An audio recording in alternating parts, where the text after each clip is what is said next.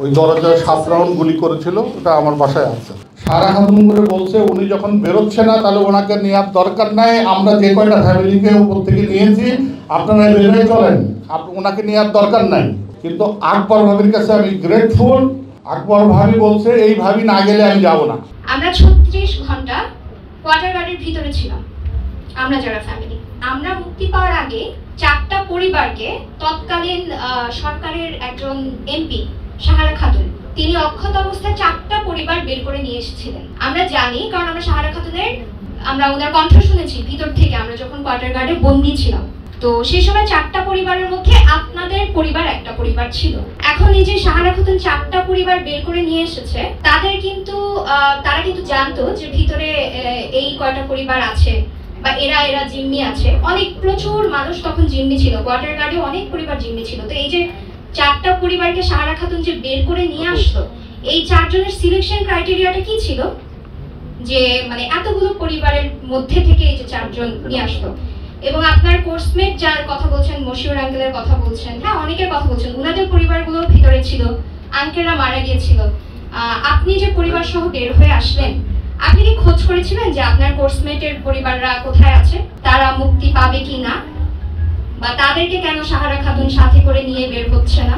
ওই দরজায় 7 রাউন্ড গুলি করেছিল, ওটা আমার বাসায় আছে। আচ্ছা, যে দরজায় গুলি করেছিল আপনাকে? হ্যাঁ, ওটা কিন্তু আমার বাসায় আছে। আর দ্বিতীয় কথা হচ্ছে যে আমি যে সাবেক সচিব আনিসুজ্জামানের যে তদন্ত কমিটি হয়েছিল, ওই তদন্ত কমিটির একজন সদস্য জয়েন্ট সেক্রেটারি গোলাম হোসেন সম্ভবত, উনি আমাকে প্রশ্ন করেছিলেন ওইখানে যে আপনি কেন বললেন না। উনি কিন্তু সরাসরি আমাকে প্রশ্ন করেছিলেন, একদম ভার্বাটিম প্রশ্ন করতে, আপনি কেন বললেন না। আমি তাকে প্রশ্নের উত্তর দিয়েছিলাম যে এই প্রশ্নের উত্তরটা তো আমি দিতে পারবো না, তাহলে তো স্বয়ং আল্লাহ তাআলাকে জিজ্ঞেস করতে হবে যে কেন আমি বললাম না। আমি কেমন করে বলবো যে আমি কেন বললাম না। বিডিআর সৈনিকের মধ্যে এত সৈনিক থাকতে আপনাকে কেন বাঁচাবে? আমি তো তোমাকে এখনো বলছি যে ওরা কেন বুকে আমার অস্ত্র রেখে গুলি করলো না, এটা আমি এখন পর্যন্ত জানি না।